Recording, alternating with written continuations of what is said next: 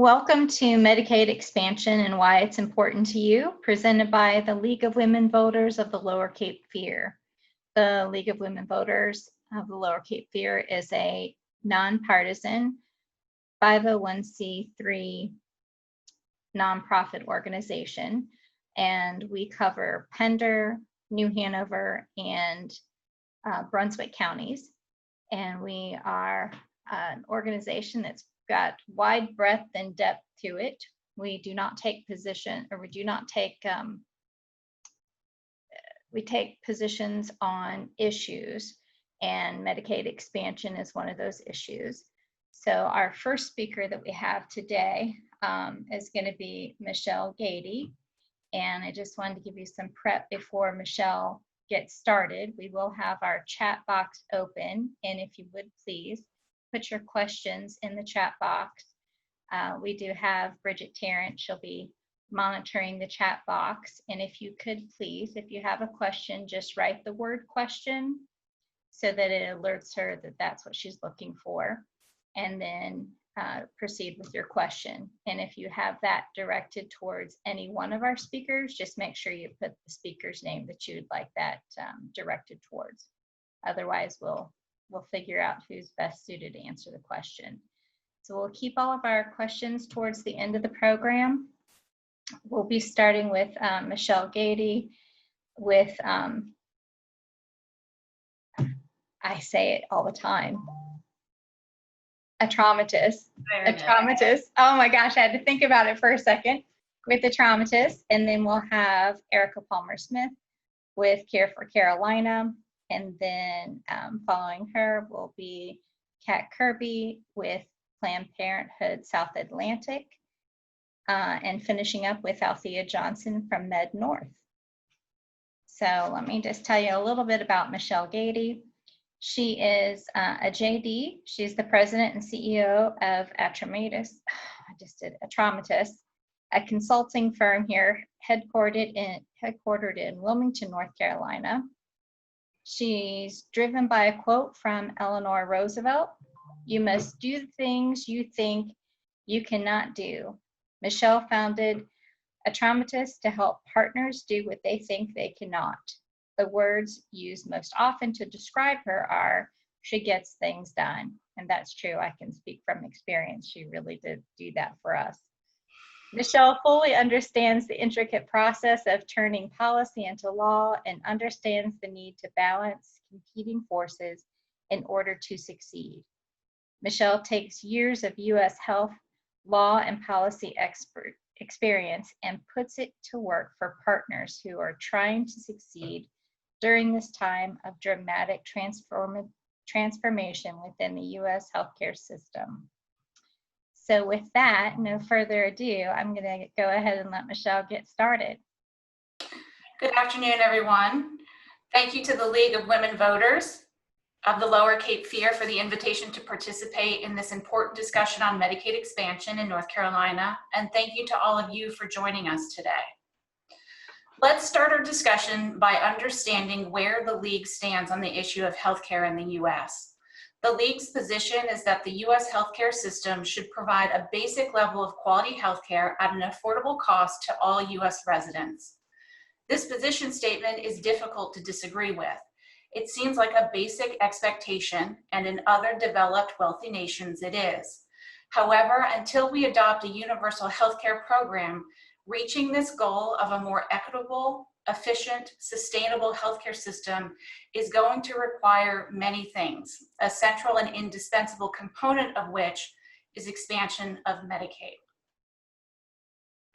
At the end of this presentation and panel discussion, the goal is that you will come away with an understanding of how important Medicaid is to the stability of our healthcare system, why expansion is essential to ensure greater equity and sustainability, and what you can do to address barriers to expansion. In order to understand where we are now, it's necessary to understand where we started. Under the traditional Medicaid program, originally enacted in 1965, not all individuals who are low income qualify for the program. It is generally only available to children, individuals with disabilities, pregnant women, and some parents. This means that childless working-age adults, regardless of their income, are not eligible for Medicaid. The inclusion of these specific populations was intentional, as they were largely outside of the workforce and so did not have access to insurance through employment. By including these initial non-controversial populations, the framers of the Medicaid program intended it to be the first step in providing coverage to all low-income individuals. Restricting eligibility to these specific categories is reflective of the ongoing fixation of Americans on the concept of the deserving poor. It's the mythical notion that all Americans are in a position to pull themselves up by their bootstraps and find success without help. And we'll circle back to that concept a little later. The importance of the Medicaid program cannot be overstated. Medicaid covers more than 65 million people in the country. It is the unifying center point in our social safety net. Medicaid is the primary payer for long-term care and accounts for 1/6 of all healthcare expenditures in the country. While passage of Medicaid and Medicare in 1965 were monumental accomplishments, they were intended to be the beginning of a broader roadmap for health reform. But political inertia resulted in almost no action at the federal level until 1997, when the Children's Health Insurance Program was created, and then finally almost 50 years later with the Affordable Care Act. Finally, in 2009, the problem could no longer be ignored. Over 15% of the population was uninsured and 11% were underinsured. For those between 18 and 64, the uninsured rate was over 21%. This lack of insurance not only resulted in no or limited access to routine care, but was also a leading driver of economic instability for individuals and families, with high rates of medical debt and bankruptcy resulting from medical debt. Between 2000 and 2010, healthcare spending grew from $1.4 trillion to $2.6 trillion, with no corresponding improvement in health outcomes and quality of care. And so every reformer of the US healthcare system comes up against a foundational question when trying to tackle the issue of health reform in the US, and that is whether to build upon the existing system of private insurance or to scrap the private insurance as the bedrock of the US healthcare system. It's important to understand that insurance carriers and their related activities represent about 3% of GDP, or about $1 trillion. So taking on an industry of that size is no small feat. And so for all its controversy, the ACA is predicated not only on the principle of incrementalism, but also more traditionally conservative principles such as the primacy of the market and free enterprise. Rather than being a full system overhaul, the ACA must be understood first and foremost as a reformation of the insurance industry with a limited objective of addressing long-standing problems endemic to the system. The answer to how to make private insurance work better is often visualized as a three-legged stool in which standardization, the individual mandate, and premium subsidies are leveraged to make insurance more accessible and affordable for many. But no matter the extent of the insurance reforms, there was always going to be a segment of the population that still could not afford private insurance. And so to address that, we in the ACA created the mandate to expand Medicaid. And what the ACA mandated was state expansion of Medicaid to all residents under 138% of federal poverty, and provided 100% federal funding for the expansion, gradually reducing to 90%. And for those of you who don't know, Medicaid is a jointly funded federal state program. So that means both federal dollars and state dollars are used to fund the program. And in North Carolina, Medicaid is funded by 2/3 by federal dollars and 1/3 state dollars. With expansion and the increased federal funding, if North Carolina implemented expansion anytime this year or later, the federal government will pay 90% and the state will pay 10% for those in the expanded category. So The ACA mandated expansion in order to bring coverage up to those who would not otherwise qualify for subsidies on the private insurance market. But the mandate was challenged in court, and in 2012, the Supreme Court held that Medicaid expansion was permissible, but that states had to be permitted to choose to expand. To require states to expand was deemed unconstitutionally coercive. And so this leads states to a position of being able to choose to implement expansion, which is exactly how it was in 1965 when Medicaid was first enacted.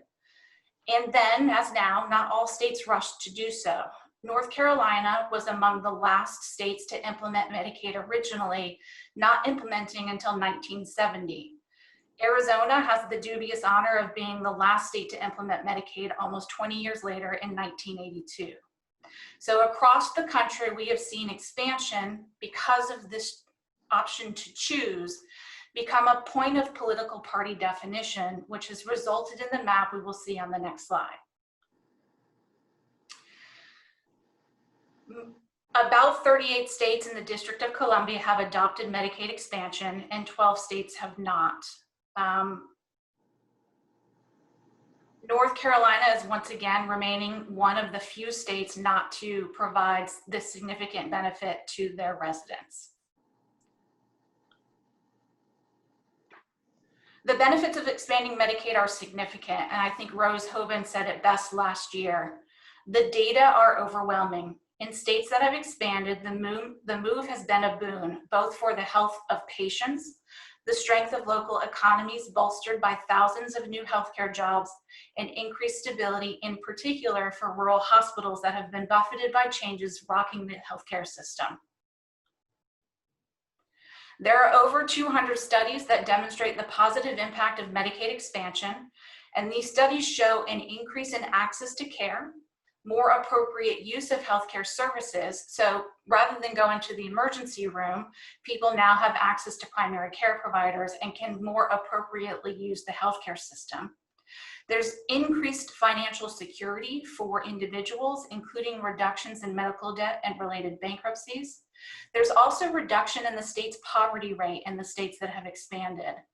We see stabilization for healthcare providers, particularly those in rural areas and safety net providers.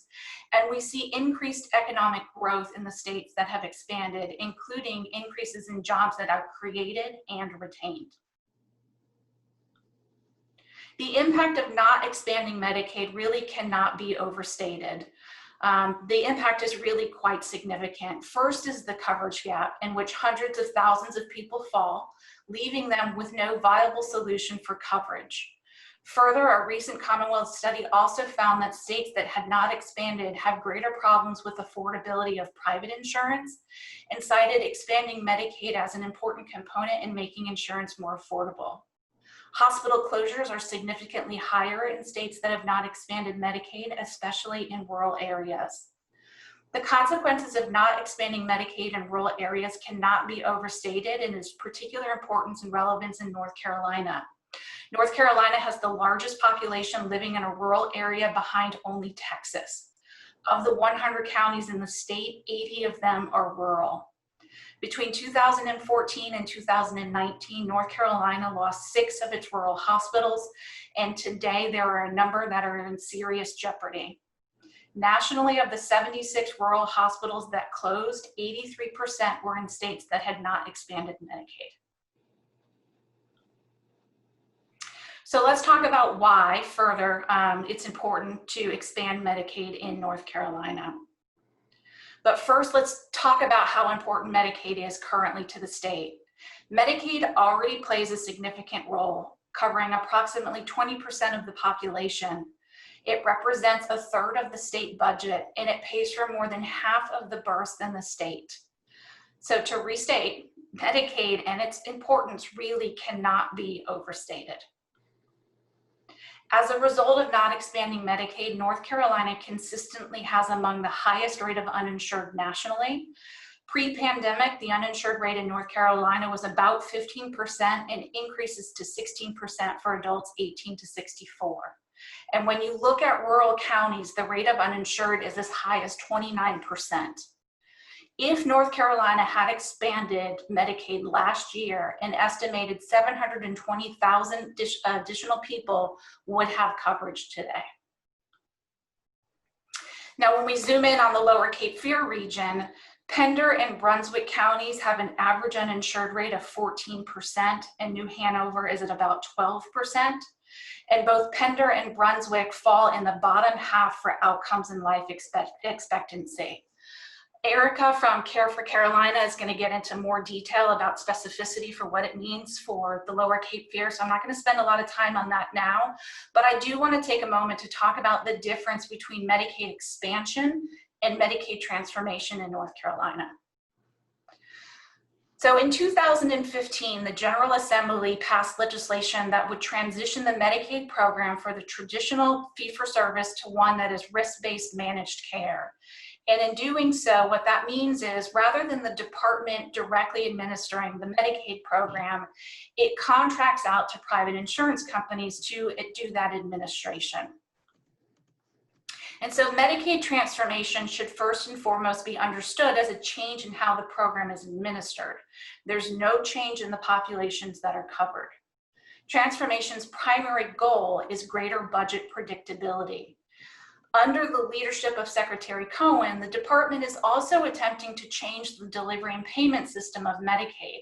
And to enable these changes, the department was granted what's called an 1115 waiver, which allows the state to make changes to the Medicaid program that it otherwise wouldn't be able to implement under federal law. So as North Carolina transitions to managed care and implements its proposed delivery system and payment reforms, many actually expect the current high rate of provider participation in Medicaid will decrease. This will put greater pressure on safety net providers like FQHCs and local health departments, the providers that are already caring for the uninsured. And I know later Althea will talk about that and what it means for them. So without expansion of Medicaid, this transition could be financially difficult, if not outright catastrophic, for the safety net in the state. So Medicaid transformation should have been implemented earlier this year, but last year the governor and the General Assembly, primarily the Senate majority, reached an impasse with the budget for the Department of Health and Human Services. The governor wanted Medicaid expansion included, and the General Assembly, principally the Senate majority, refused. Without the necessary funding and changes in authority, the department could not move forward with implementation, which led to suspension of Medicaid transformation, which you probably heard a lot about in the news earlier this year. So while these are separate issues, they became intricately linked last year. Medicaid transformation is a priority for the majority in the General Assembly, and the governor attempted to link achievement of this priority with achievement of his priority to expand Medicaid. Then came COVID, and everything in the world got turned upside down. And so up until that point, the General Assembly and the governor's office remained at an impasse. But with COVID and the impact on the Medicaid program, it was necessary for the state to rebase their Medicaid spending. And that led to State Law 2020-88, which was enacted in July. So now the department has the budget and the changes in law it requires to implement transformation. And so the new law calls for Medicaid transformation to be implemented July 1st of next year, but it does not include Medicaid expansion. So let's talk a little bit more about the pandemic and what it highlights in terms of the need for expansion. A report from the Commonwealth Fund in April notes that states that have yet to expand Medicaid are foregoing billions of federal dollars that can cover the uninsured and dramatically reduce the losses sustained by healthcare providers. For example, if North Carolina had expanded Medicaid in 2019, it would have gained almost $12 billion in federal funding between 2020 and 2022. In a recent interview, Secretary Cohen makes the point that North Carolina and its residents are suffering because the state still has not expanded Medicaid. Because North Carolina did not expand, it must rely on other, more limited authorities to leverage the Medicaid program to meet the demand of COVID. Using the Families First Coronavirus Response Act, North Carolina can use Medicaid to pay for COVID testing for uninsured individuals, but it cannot use Medicaid to pay for treatment. So not only are the individuals who were previously uninsured exposed to significant costs for treatment, A recent Families USA study estimates that with recent job losses in North Carolina, the uninsured rate post-pandemic is around 20%, or 1 in 5 people. So that's an additional 1.2 million people who are without insurance. And North Carolina ranks 5th in the nation for the loss of insurance during COVID. It further exacerbates problems in the state because there are fewer federal resources to draw upon. And in North Carolina, where we are not allowed constitutionally to carry a budget deficit, we have to find other dollars, particularly state dollars, in order to meet the need. Further, it's not having access to that stable form of coverage is difficult for health providers and health systems as they have to adapt to the current crisis from a financial perspective. So in some states, with recalcitrant politicians, voters have taken the decision out of their hands and through voter-driven initiatives have gotten Medicaid expansion. And we see this most recently in Oklahoma and Missouri. Unfortunately, in North Carolina, voters cannot initiate a referendum for anything. Only the North Carolina General Assembly can place a constitutional amendment or bond issue on the ballot for a statewide referendum. And that would require a supermajority of the General Assembly. And since we can't get a simple majority to agree on expansion, it's unlikely that we could get a supermajority to agree to make it a ballot initiative. So let's talk a little bit further about other barriers to expansion. In 2013, President Obama said the one unifying principle of those opposed to the ACA is making sure that millions of people don't have health care. The notion is simply that these people will be better off without it, with their assertion not backed by facts or evidence. As the years have shown, culminating in 2017 to repeal and replace, this is not really an ideological divide. It is one of opportunity and power. It's important to recognize this, as we will discuss later, in terms of identifying the opposition, where opposition is not informed by fact, by evidence, or even by principle or ideology, but is instead an exercise in power, because you can't effectively encounter that opposition by argument or persuasion. And so we are back to where we started in 1965 with the myth of the American bootstrapping, self-determination, and the concept of the deserving poor. And we can see this playing out in North Carolina, where HB 655, known as the Health Care for Working Families Act, expands coverage to 133% of federal poverty and requires an annual premium and includes work requirements. This is the bill in the General Assembly that has received the most traction, but even so, it's unlikely to pass. And so let's just take a moment to talk about work requirements. In states that were permitted to implement work requirements as part of their expansion program, a GAO study found that it cost between $10 million and $250 million to administer the work requirements. That's just the cost to administer the work requirements. The GAO also found that these administrative costs were not always permitted to be paid for by federal dollars. So those costs would then have to be paid for by state dollars. And then further, legal challenges that have occurred at both the Superior Court level and the Appeals Court level have found that work requirements are not permitted in Medicaid. And this issue is being appealed by the Trump administration to the Supreme Court, and we're awaiting word about whether the Supreme Court will take up the issue about work requirements within the Medicaid program. The Trump administration's claim is that able-bodied working adults should work, and we should require them to do so in order to get Medicaid. And this really does highlight the deeply ingrained societal norms that we must overcome in order to move toward a more equitable system. We've unfortunately created a paradigm in the country in which health insurance, and thus health care, is understood to be a product or a benefit of employment. We tend to value work and self-sufficiency and self-determination without any acknowledgement of the systemic barriers that many encountered. And so, as Erica will explain later, this notion that individuals who would be eligible for Medicaid under expansion do not work or won't work is simply false. It is the persistent and pernicious framing of the deserving poor without any acknowledgement of how things really are working. In addition to the political barriers we face, we also have new legal uncertainty as to the constitutionality of the ACA.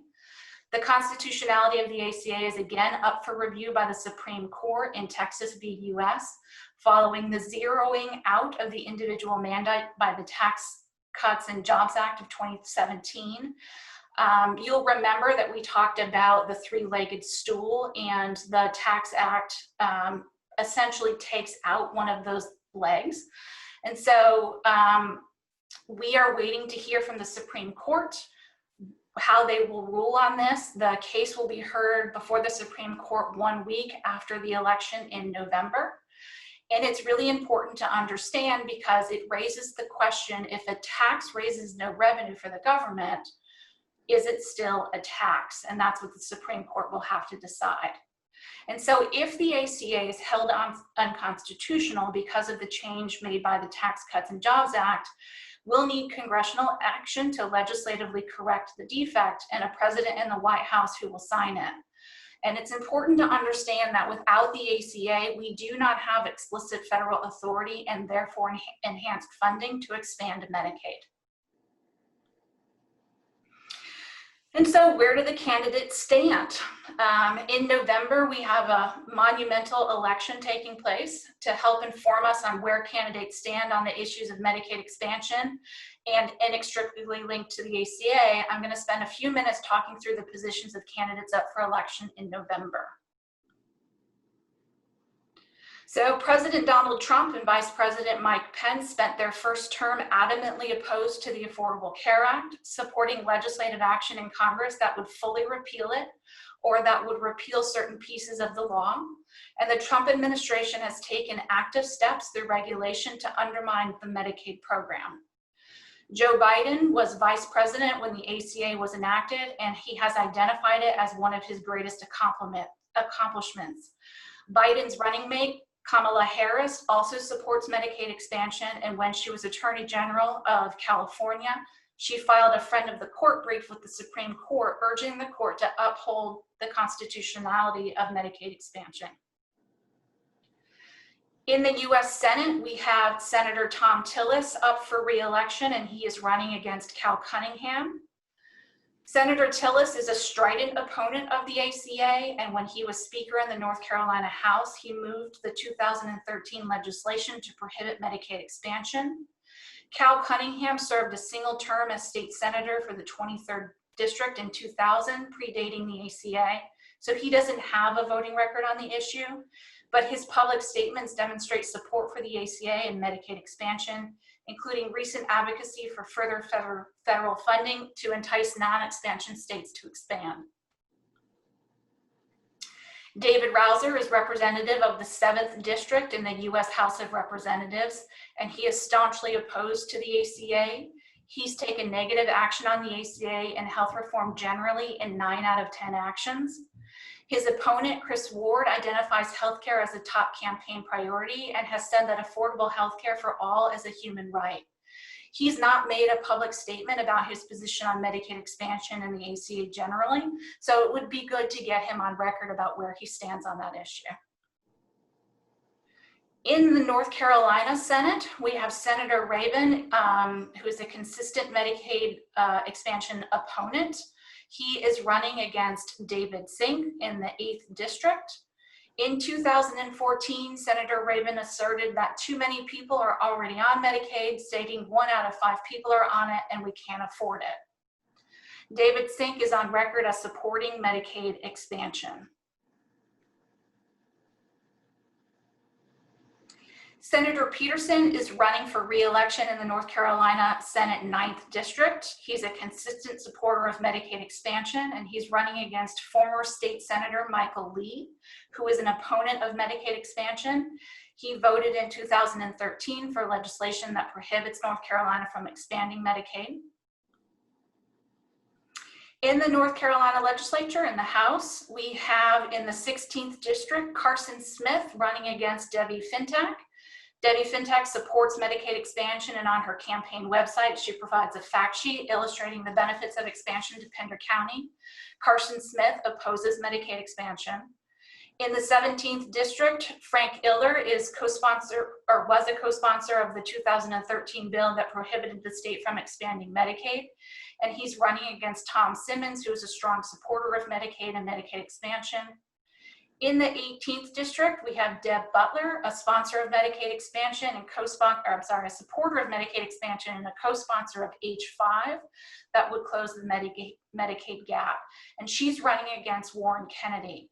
Kennedy does not have a public position on Medicaid expansion or the ACA, but he identifies very strongly with conservative branding, calling himself a fiscal conservative. He's another one that it would be really good to get on record regarding his position. In the 19th and 20th districts, we've had the map has been redrawn. And so because of that, there are two new candidates running for the seat in the 19th district. Marsha Morgan is the Democratic nominee, and she is on record as supporting Medicaid expansion. She is running against Charlie Miller, the Republican nominee. And while he has not directly stated whether he does or does not support Medicaid expansion, his statement last year regarding the state budget impasse that we talked about earlier seems to indicate that he does not support Medicaid expansion, but it's worth getting Mr. Miller on record recording his position. In the 20th, Ted Davis is running. He's currently the incumbent in the 19th, but because of the redistricting, he is running for Holly Grange's seat, who is retiring. In 2019, Ted Davis co-sponsored HB 655, the Medicaid expansion legislation that includes annual premiums and work requirements. And he is running against Adam Erickson, who supports Medicaid expansion, stating on his website that we need to expand Medicaid and make sure all North Carolinians have access to quality health care. So what do we do in order to move this issue forward? There are some legislators at the state and federal level who have tied themselves to the mast of opposition. They are simply ungettable votes, and for them, this is a zero-sum war. There's nothing but persistence and giving of no quarter, and the only path forward is to vote them out of office. For those whose opposition is less absolute, it is possible to change their position, and when doing so, it's important that you speak their language and that you find and focus on a shared objective or outcome as opposed to political point scoring. We want to make sure that we respond with specificity and be prepared to respond to dismissive arguments that broadly claim that Medicaid is too expensive or not affordable for the state budget, or that Medicaid administration represents waste in the budget. And you need to be prepared to counter these broad arguments with facts and specific examples. When talking to those who are potentially gettable votes, speak to conservative priorities that support expansion. First is around market efficiency. Medicaid allows for stabilization of the healthcare market, which leads to improved competition among stakeholders. Regarding fiscal conservatism, Medicaid expansion is primarily funded through federal money, which is no less than 90%.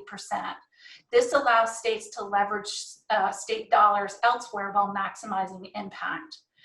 And then speak to employment and the idea of people starting their own businesses. Access to Medicaid is associated with self-reported improvement in finding and keeping employment. And it enables companies, small business owners, to continue to run their businesses without the burden of having access to healthcare. So in North Carolina, when we're talking to our representatives, we need to hit on the three conservative points of the economy, rural healthcare crisis, and employment. We have to help them understand that the benefit model of the 1950s doesn't translate to today. Employment does not guarantee health insurance. And we have to address inaccuracies often cited by opponents of expansion. A primary reason cited by opponents for not expanding is that it will create serious budget problems for the state, and this is just wholly inaccurate. There's significant federal funding, and until recently it was at 100%.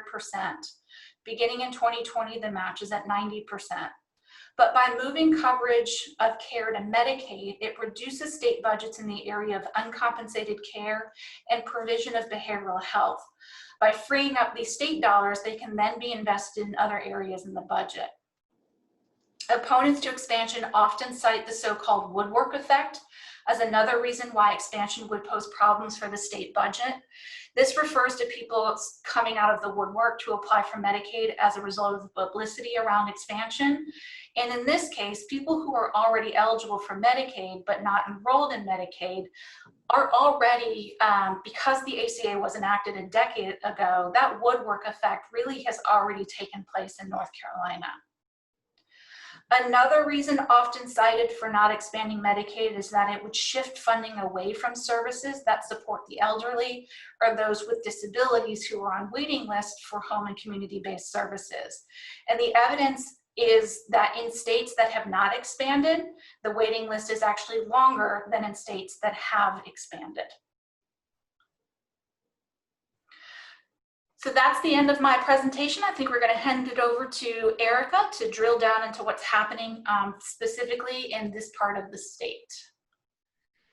Thank you so much, Michealle. That was wonderful. That was just chock full of so much information. It's going to take me a bit to even digest it myself. So I appreciate all the time and all your knowledge in putting that. Erica, welcome. Erica Palmer-Smith is the director of Care for Carolina. It's a statewide coalition of over 40 organizations dedicated to closing the state's health insurance coverage gap. Prior to this role, Erica served as government relations director for the American Cancer Society Cancer Action Network in Kentucky. There, she led the organization's work improving access to care for cancer patients, including securing critical patient protections in the state's 1,115 Medicaid waiver. The native of rural North Carolina, Erica is passionate about improving the lives of her family and neighbors. Thank you, Erica. Thank you so much for having me. And Michealle, I have to tell you, when I saw your slides last week, I was so impressed by what you had put together and how comprehensive. And I have to say, I was not disappointed. I am excited to be able to come in with some local data to follow up with that. But that was really fantastic presentation. I will remember that. Well, first of all, thank you all so much for having me. And again, I am happy to talk a little bit more about some of the local data in the Lower Cape Fear. And then I'm going to talk a little bit more about who we're talking about in the gap, because I think that's something we always want to end with when we're talking about this issue. So, oh, it's not, how do I, oh, here we go. Sorry. A little bit of technical issue on my part. So first of all, I'd love to tell you a little bit about Care for Carolina. So we are a statewide coalition of over 60 organizational members that seeks to strengthen the economic and social well-being of our state by closing the health insurance coverage gap and increasing access to affordable quality health care for all North Carolinians. Our members include voluntary health organizations like the American Heart Association, the American Cancer Society, the March of Dimes. We include health providers like the Community Health Center Association, the North Carolina Medical Society, the Old North State Medical Society, and the North Carolina Healthcare Association. We include advocacy groups like the North Carolina Rural Economic Development Center and NC Child. And we include foundations and institutions like the Cone Health Foundation and the Foundation for Health Leadership and Innovation. These groups came together because they know that access to quality, affordable health care helps build a healthier and stronger North Carolina. Providing health insurance coverage will help people gain access to the care they need, improving health outcomes. And covering the uninsured means better premium value for North Carolinians with private health insurance, and it lowers costs for everyone.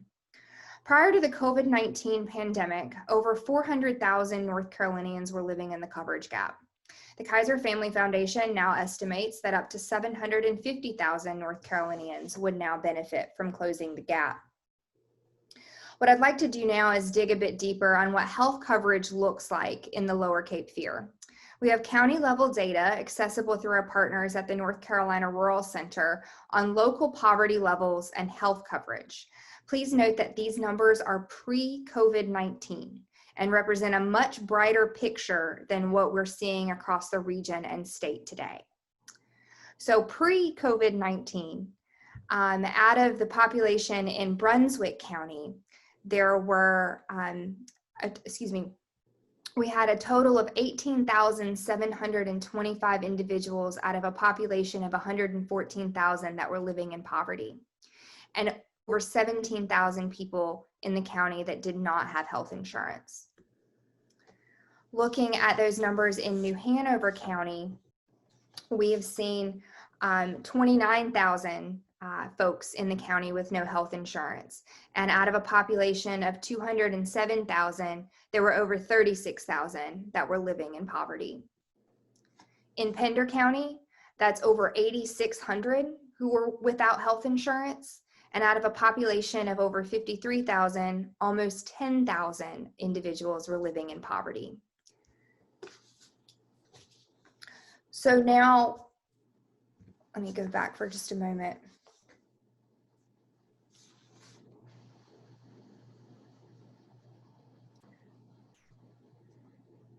I apologize, folks. I had a brief mix up here.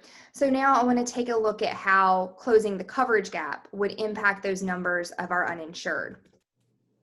A study by the George Washington University Center for Health Policy Research that was commissioned by the Cone Health Foundation and the Kate B. Reynolds Charitable Trust examined the potential economic outcomes were North Carolina to close its health insurance coverage gap. This data represents a 2019 update showing the benefits for North Carolina to expand the gap in 2020. Again, this is pre-COVID. So by closing the gap, North Carolina could help over 600,000 folks gain health coverage by 2022, bring in $11.7 billion in federal Medicaid matching funds from 2020 to 2022, increase the number of North Carolina jobs by over 37,000. We would build broad growth in healthcare, construction, retail, and other industries, increasing our state's economy by $2.9 billion and increasing our state revenue by $500 million and local revenue by $100 million in 2020 to 2022. So let's break that down by county in the Lower Cape Fear region. In Brunswick County, that's almost 7,000 additional people who would gain health insurance coverage. That's 218 new jobs. That's almost $43 million in additional business activity and over $600,000 in new county revenue. In New Hanover County, that's over 13,000 New Hanover County residents who gain health insurance coverage. That's 876 people who get jobs. That's $192 million in additional business activity and a county revenue growth of $2.6 million. In Pender County, it's 3,682 people who gain health insurance coverage, 114 people who gain jobs, $21.4 million in additional business activity, and $377,600 that the county gains in new revenue. So that's pre-COVID. The current state of our economy is much bleaker. Far more North Carolinians have fallen into poverty than the numbers we saw on the previous pages, and far more now lack access to vital health insurance coverage. Unfortunately, as all of this is quite fluid, we aren't able to get quite the same level of accuracy in the number of folks who are uninsured in each of those counties, but what we know is that statewide and county by county, these numbers have gone up. Right now, we're sitting at 156,000 lab-confirmed cases of COVID-19 in North Carolina, and we have seen massive increases in unemployment across the region and across the state. That loss of income and employment has led to a 50% increase in the number of North Carolinians who would benefit from closing the gap. And this isn't a one-to-one comparison. Many of those folks who were in the gap lost all income and became eligible for traditional Medicaid. That many more fell below the threshold to qualify for help in the private marketplace. So let's look at what COVID-19 has done to the gap. We are now looking at about 750,000 North Carolinians who need us to close the gap. We know that our essential workers are at risk because individuals who fall in the coverage gap are more likely to delay the health care that they need and to delay access to life-saving screenings. And those same folks, the occupations who were already in need of health coverage, already sitting in the gap, are the frontline workers. They are the grocery clerks. They are the nursing home assistants. They are the folks who need this help now. We've seen heightened racial disparities. 22% of North Carolinians are African American. 37% of the deaths from COVID in North Carolina are African Americans. We're also seeing widespread financial distress for many of our primary care practices, particularly in rural areas. And as this pandemic goes on, we risk losing these vital resources in our communities. So here's why we need to close the gap to address all of these issues. Closing the gap can impact every single thing that we just spoke about having gotten worse. It can provide greater access to timely testing and treatment for COVID to prevent the spread of the virus and to prevent death. Folks who are covered will get healthcare quicker. It will decrease the amount of time that they are exposing others before it is caught. And it will help them whenever they are in need of life-saving care to get it quicker. Again, reducing that transmission time. It'll help stabilize our healthcare system by reducing uncompensated care costs, making it possible for those providers to continue to stay in business whenever they're experiencing a loss of income due to the pandemic now. And most importantly, it will provide a lifeline to those struggling families. The hundreds of thousands of North Carolinians who have lost their jobs, who are now forced to choose between healthcare and putting food on the table, will not have to choose not having healthcare. So I said that before I ended, I wanted to make sure that we talked about who it was that was in the gap. We have this conversation quite often and we focus on statistics and we focus on numbers and we forget exactly who the people are that we're working for. And I'm sure almost all of us on here have specific people that we're thinking about in our lives who need this to happen, but I want to look at from a broad picture who exactly it is that we're talking about. So you can see again, just as a reminder, how coverage gap works. So for those folks who are not parents, if they make anything less than 100% of the federal poverty line in North Carolina, they are not eligible for any assistance in the private marketplace, and they are not eligible for Medicaid unless they have some kind of disability or other issue. If they are a parent and they make more than 42% of the federal poverty line, but less than 100% of the federal poverty line, they are uncovered. So who they are? Well, they are predominantly working people. 63% come from working families. They work in sales, they work in food service, in construction, they work in maintenance. Many of them are farmers.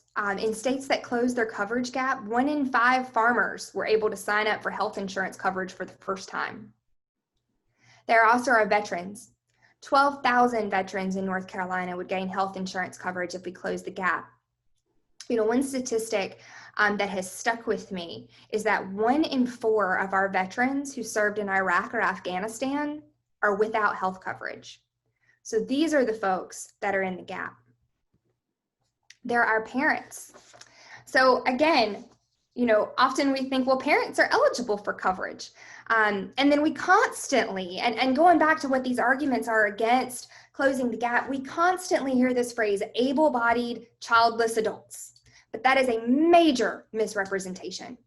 Again, to qualify for Medicaid in North Carolina, a parent would need to make less than 42% of the federal poverty line. So let's look at that. For a single mom with a child, that's less than $7,200. If that mom makes $8,000 a year, she earns too much to get help. If that single mom works 40 hours a week at minimum wage, she makes double that amount, but not nearly enough to get a subsidy in the private insurance marketplace.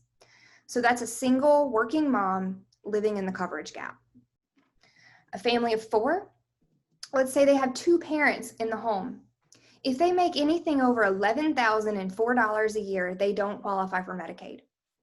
So imagine a dad working 2 jobs, making well above the minimum wage, while mom stays home with 2 babies because childcare costs are more than she could earn at work. Or they both work 30 to 4 hours a week, but make near minimum wage. Either way, they won't make enough to get a subsidy, and they're stuck in the gap. So I want to return again to the conversation about frontline workers. Let's look at the industries and occupations that are least likely to be covered, most likely to fall into the coverage gap. So again, those are construction workers, folks in food preparation and service industries, cleaning and maintenance positions, health support occupations like nursing home assistants, childcare workers. These are the folks most likely to fall into the gap. Now, let's look over here at this chart and we'll see those are the same folks at greater risk of COVID exposure right now. The childcare workers, the cashiers and retail workers, the personal care aides. These are folks living in the coverage gap, and these are folks at the greatest risk of exposure. Now, I want to point out one thing. Back whenever North Carolina passed its initial COVID relief bill, there was a debate about including a limited Medicaid expansion just for folks for testing and treatment of COVID-19. That bill passed out of the House with only 1 no vote. It was then stripped in conference with the Senate, and the North Carolina, while we provide coverage for testing of COVID-19, we do not provide coverage of treatment for COVID-19 for folks living in the coverage gap. So you could be a childcare worker who goes in every day and takes care of people's children while they're working their jobs, putting yourself at risk of exposure. You could be a grocery clerk who supports your family by going in day after day around an onslaught of new people, one after the other, with no health coverage. And if you come down with COVID, despite how critical you are to these key areas that affect all of our lives, you will be fully responsible for any medical treatment that comes from that. There was a study done earlier this year showing that the cost of COVID treatment could be well upwards of tens of thousands of dollars. If you're a grocery clerk and you lack health insurance because you're in the coverage gap and you get COVID-19 by waiting on people in that grocery line, you could then come out of it owing well more than you make in 2 or 3 years. So with that, I guess I won't say positive note. I will say thank you so much for having me, and I'm happy to answer any questions that I can. Erica, thank you so much for sharing what we don't really see as the impact in our region. And you really spelled that out quite clearly for us about what the financial gains would be for us in the southeastern region of North Carolina. So I appreciate the way that you took those statistics and put them in something that is really digestible for us. So thank you for that hard work. So we appreciate you.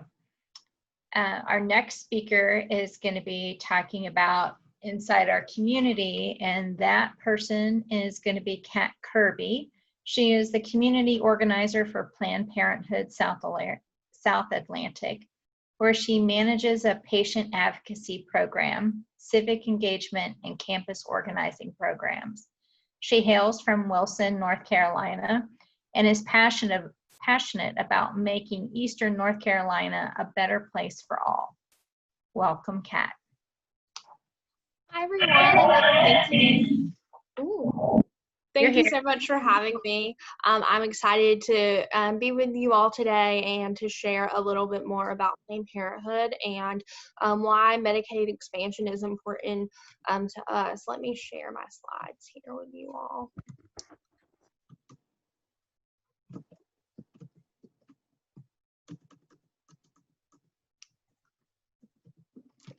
Okay, there we go.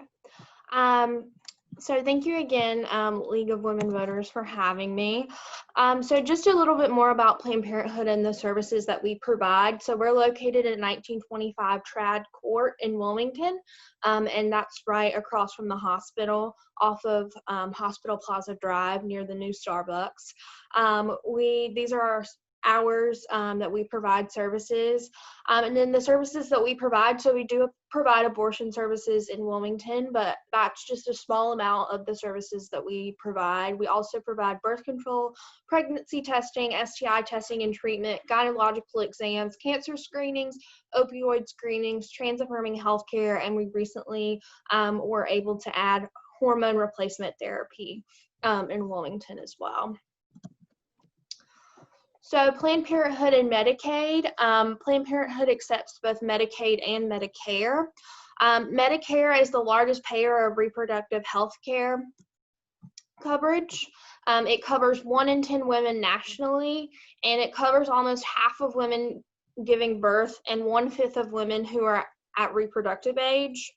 And over half of our patients at Planned Parenthood rely on Medicaid for family planning, primary and preventative healthcare services. Some of our affiliate locations offer primary care as well.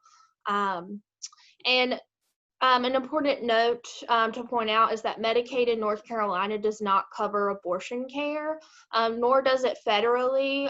You can, with these state dollars that we were talking about earlier, states can vote on whether to allow those state dollars to cover abortion care, but in North Carolina, it currently does not cover abortion care.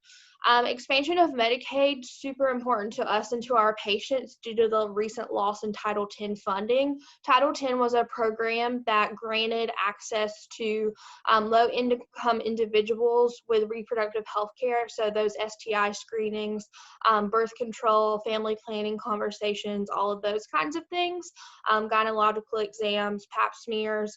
But it is important to note that that also did not provide abortion care. Recently, the Trump administration issued a gag rule stating that organizations that provided reproductive health care, if they were also providing abortion as an option or giving that option to patients, that they were not allowed to receive Title X funding. And so we no longer have that funding either that was there to help low-income patients. So therefore, we're encouraging folks to apply for family planning Medicaid if they're able. This helps cover reproductive health care services for folks, as was mentioned earlier, that are childless but are of reproductive age.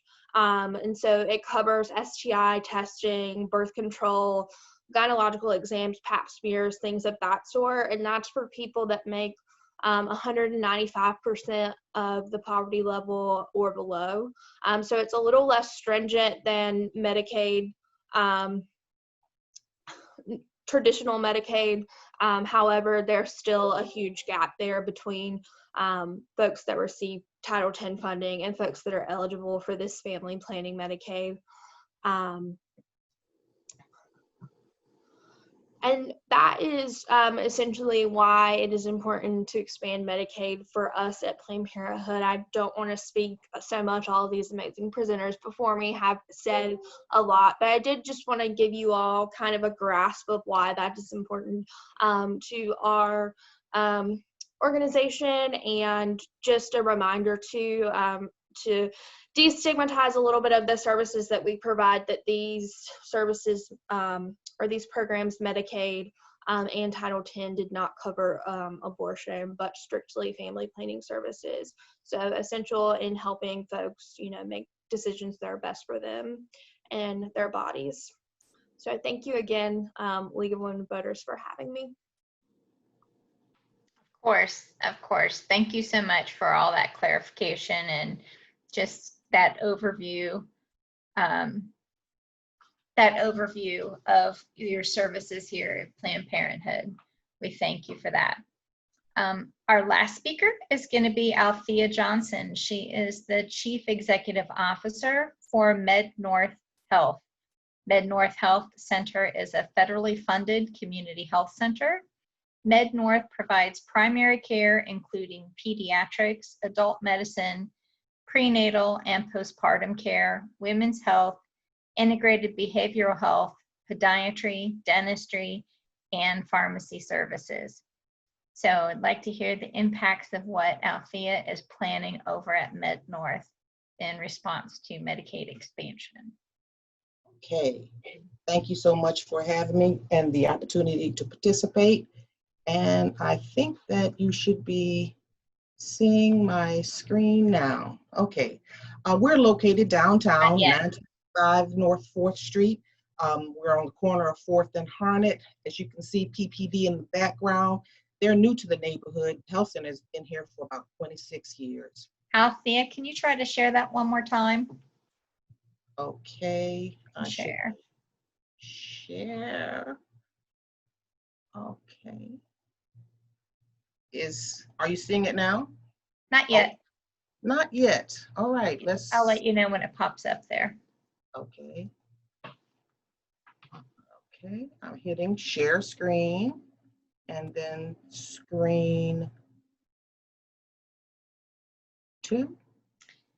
There we go. Okay. You want to go back to your first screen? This one? Uh-huh. And Okay. then maybe you want to go to, From the beginning? yeah, you can do that. And there Now. you Okay, which screen are you seeing? Are you seeing the picture of the health center? I am, and you can enlarge that or change your view if you want to make it fit the like Screen. slideshow. Mhm. Okay.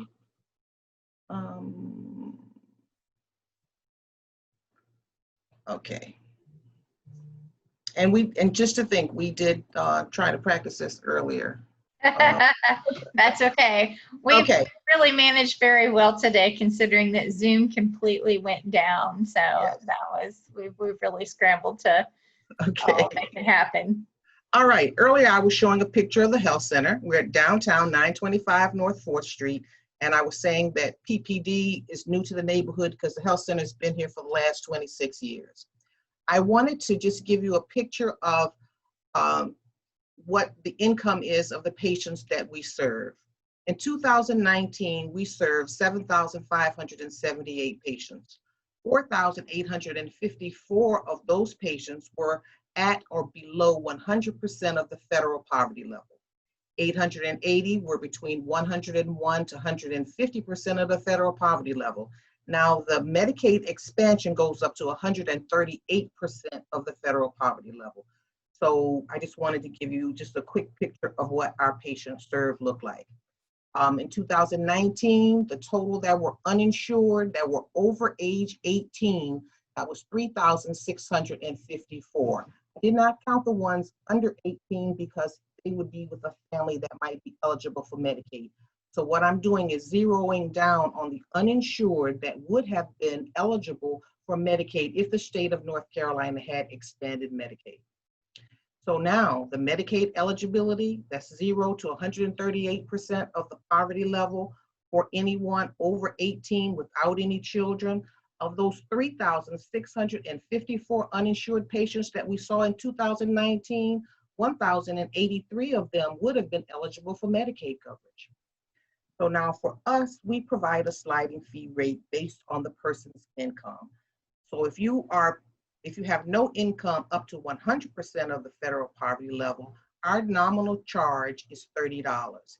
If you are at 101 to 130%, 38% of the federal poverty level, our nominal fee is $40.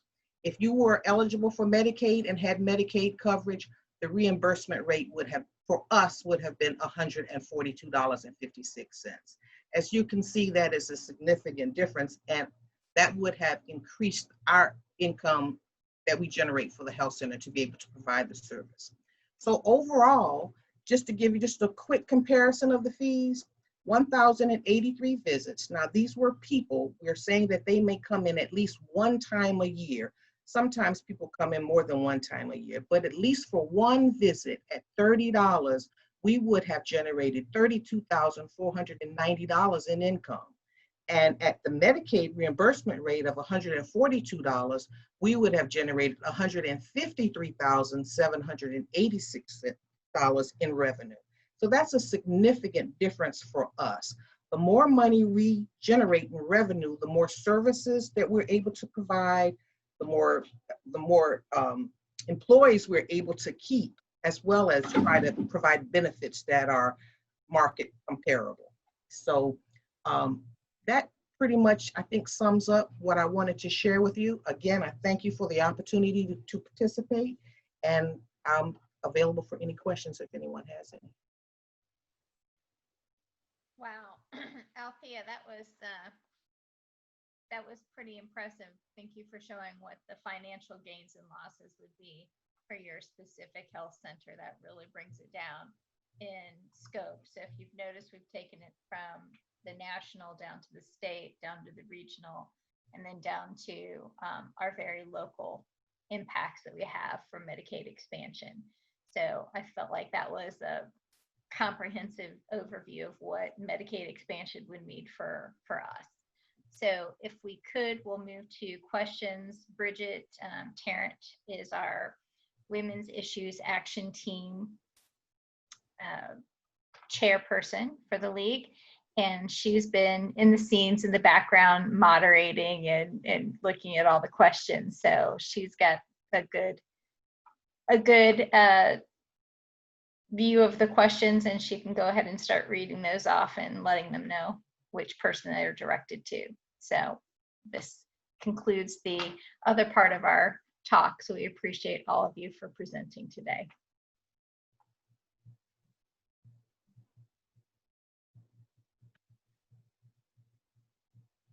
Yeah. Bridget, are you muted?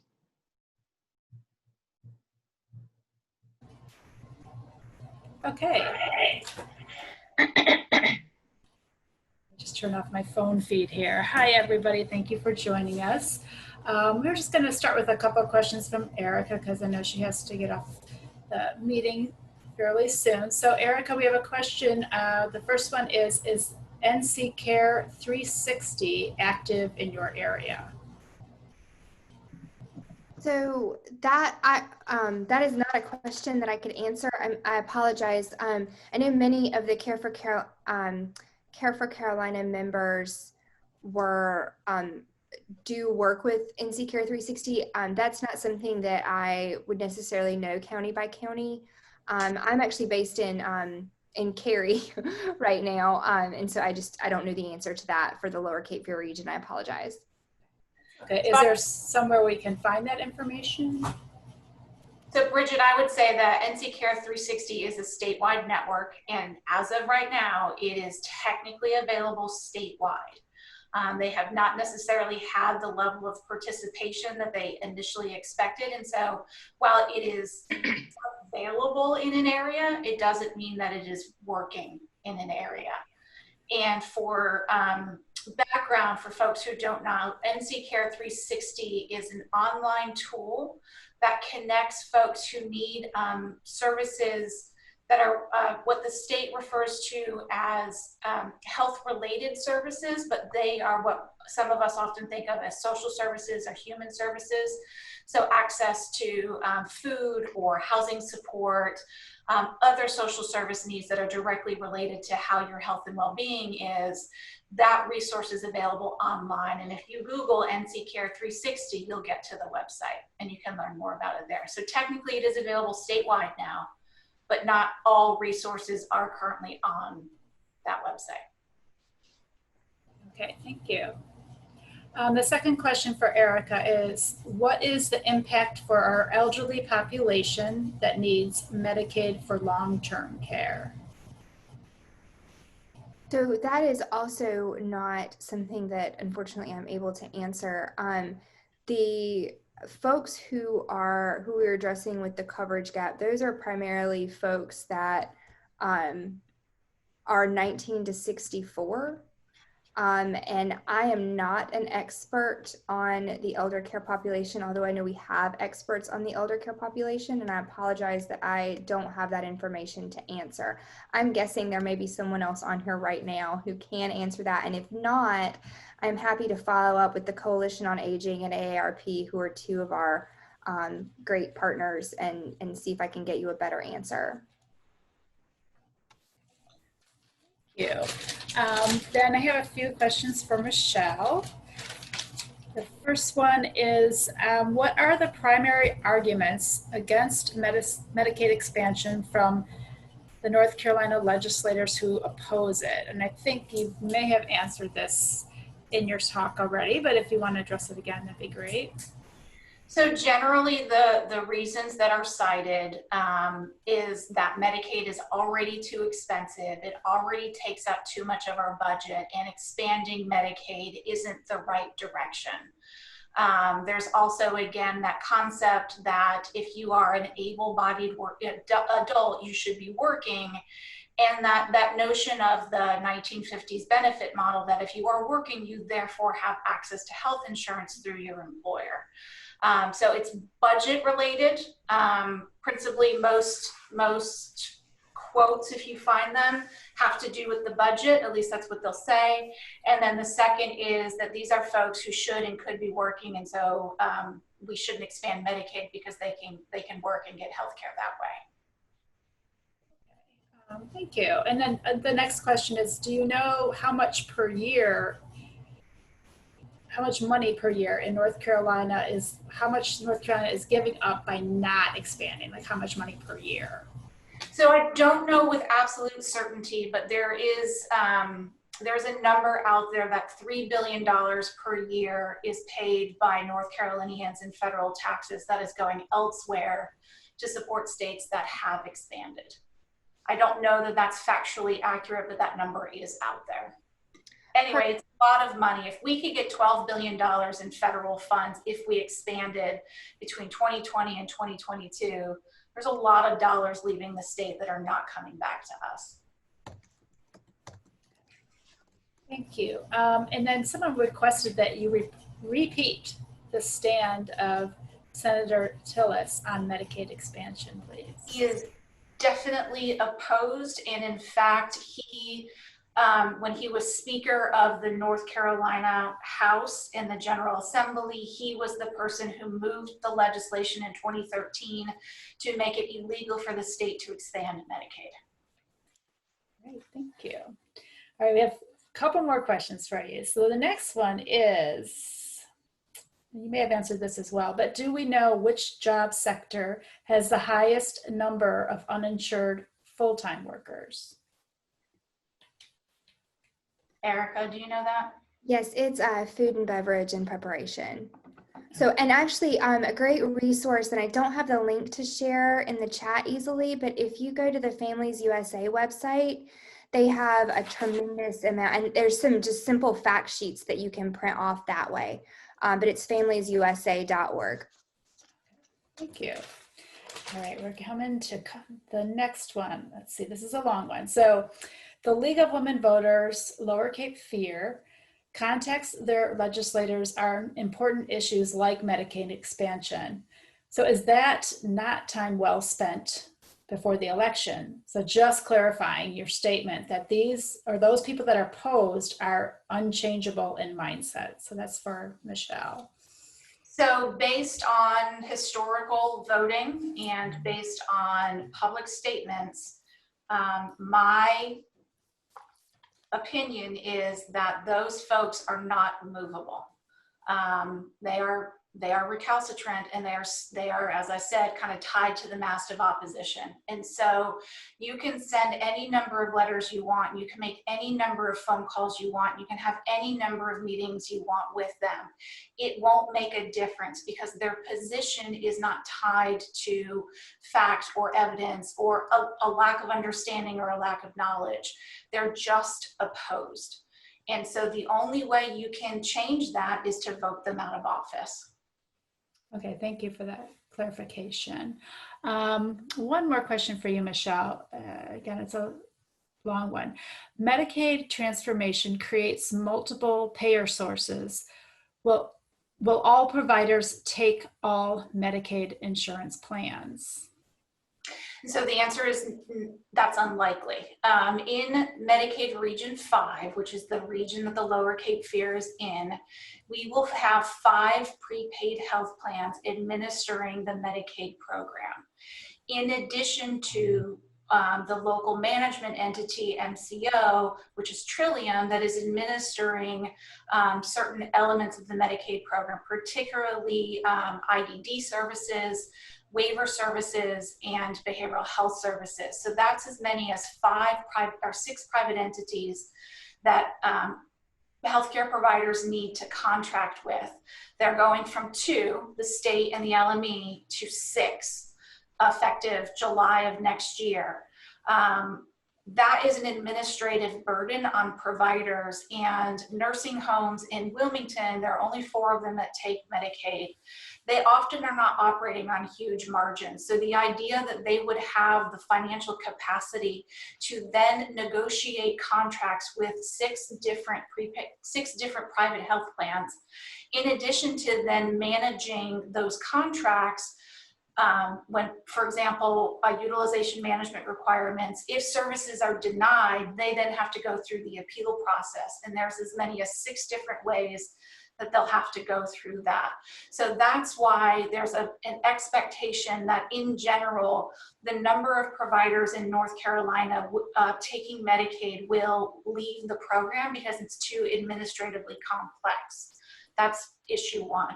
Secondly, providers do not have to engage with the prepaid health plans. They are not required to contract with them. And so you can have providers who decide that they're going to stay in the traditional fee-for-service program because that's not going away for everybody, but they won't contract with the prepaid health plans. Or you'll have providers who say, I can manage 1 contract, and they'll only contract with 1 of the 5 prepaid health plans. So there's going to be, I anticipate, a lot of turmoil, and in particular in long-term care, because North Carolina is moving to what's called a fully integrated benefit. And so these prepaid health plans will cover physical health, behavioral health, long-term care, and pharmacy. So this will affect the long-term services industry. Okay, thank you. Well, I just wanted to follow up with you. I mean, there's only a couple ways to pay for long-term care, whether you have long-term care insurance, which is so incredibly expensive, or if you're private pay, but who's got, $7,000, $6,500 a month laying around to pay for a nursing home or Medicaid. What I will say is not everybody is required to be enrolled in managed care in the early years, and folks who are called dual eligible, so those who have both Medicare and Medicaid over the age of 65, or if they're disabled and on Medicare, they will not be required in the early years to enroll in managed care. But you can anticipate that nursing homes and others will know what's coming and will need to make some decisions, because the expectation is over time, those populations will be enrolled in managed care. And then anybody who is under age 65 and not enrolled in Medicare, if they're just on Medicaid, this applies to them. They'll have to enroll in managed care.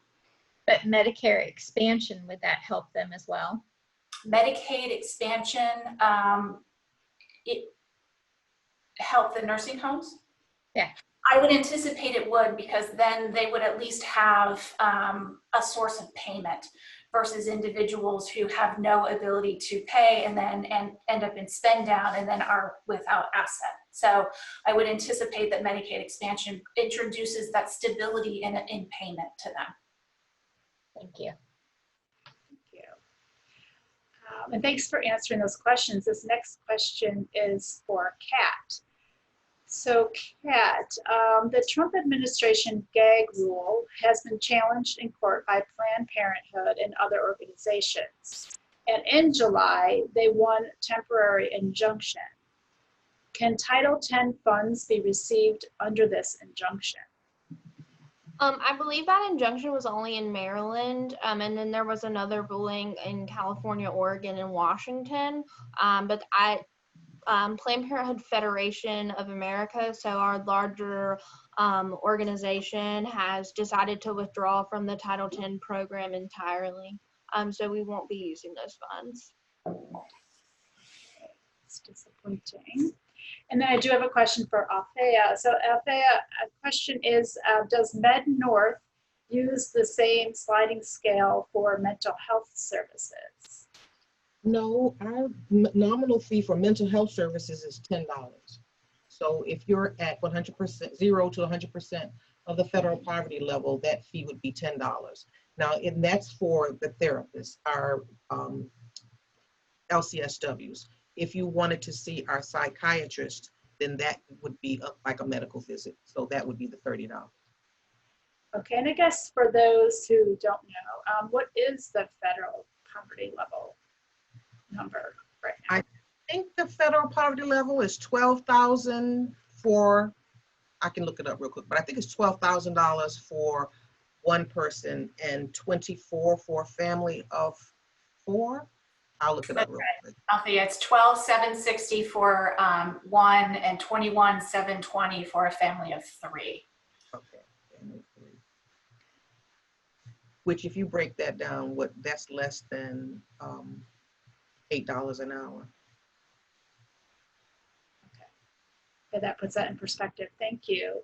Those are all the questions that I saw posted in the chat box. If anybody has any more, feel free to type them in the chat box so we can get them answered. Question for Althea. I just kind of wanted to see what Med North was putting out there. Do you do any education or from an organization standpoint to be able to educate the population on what's happening for Med North or what the impact's going to be for Med North? What kind of outreach are you doing?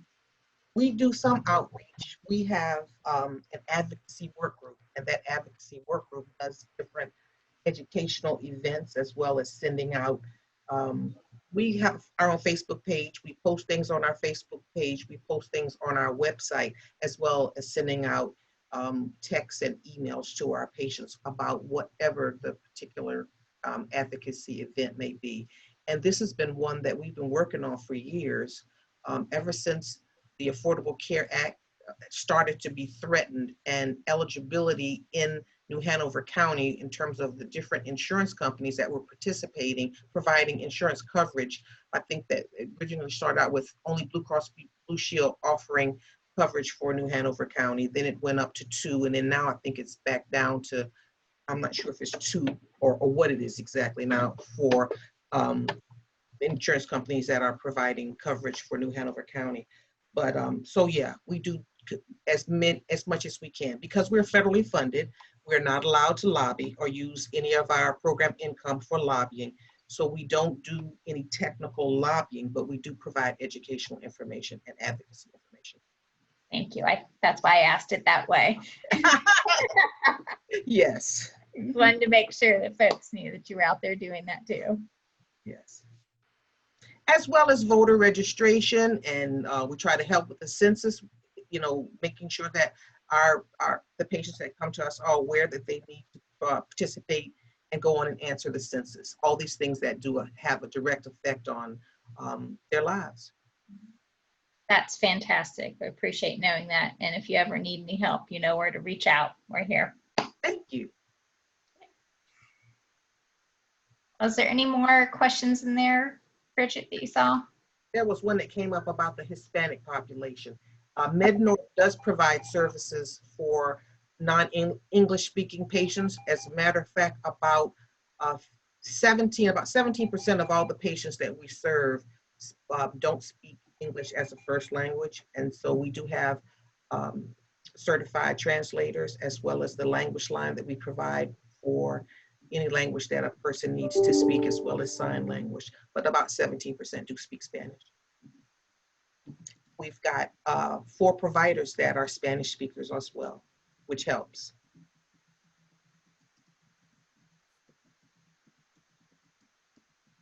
Okay. I don't see anything else in there. Let's see. Oh, folks are asking about the slides. And what we'll do is we'll get those slides together and I'll send that out to all the attendees. We'll work with Bridget in getting that done. So I think that's the big question. Everybody is looking at digesting all this information. It was just well thought out and well organized. So we appreciate everybody putting all that effort into it and presenting such a well well-designed program and bringing it to our region. So the League of Women Voters of the Lower Cape Fear thanks you all for your participation and to bring this to us at this time. Thank you for having me. Yes, And the speakers were fantastic. yes, a lot of knowledge. Yes. Mm-hmm. Okay. Well, thank you. We hope you all will attend again with our next hot topics, and we hold these monthly. And along with all of our meetings from the Lower Cape Fear, they're open to the public. So please tune in. We plan on putting out more virtually like this. This is our format that we'll be using. And I am also the membership chair, so I'm always would be remiss if I didn't say we would certainly welcome all folks to join the league, whether it's men, women, all races and ethnicities. We're just welcoming all folks. So you're more than welcome to reach out to me or check us out on our leagueofwomenvoters.org. I'm sorry, League of Women Voters, lowercapefear.org website, and I think somebody will pop that in there for me in the chat box. I can't speak and type at the same time very well. I can barely speak at the same time, but we appreciate everything else that you guys have brought to the table and partnering with us to bring this out to everyone. So thank you all and have a nice rainy evening. Thank you. Thank you. Thank you.